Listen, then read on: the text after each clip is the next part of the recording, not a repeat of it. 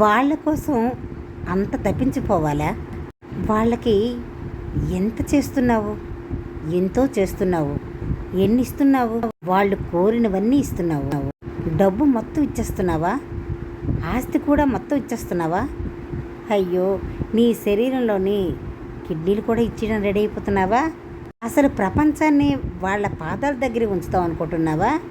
నువ్వు ఎంత ఆస్తి ఇచ్చినా, ఎంత డబ్బు ఇచ్చినా, వాళ్ళు కోరుకున్న కోరికలన్నీ తీరుస్తున్నా, కొండ మీద కూతుర్ని కావాలన్నప్పుడు నువ్వు తీసుకువచ్చిన నీ శరీరంలోని అవయవాలను కూడా నువ్వు వాళ్ళ కోసం దానం చేసిన, వాళ్ళ కోసం నీ మనసు ప్రాణం అర్పించినా కూడా వాళ్ళు నిన్ను మోసం చేస్తూనే ఉంటారు.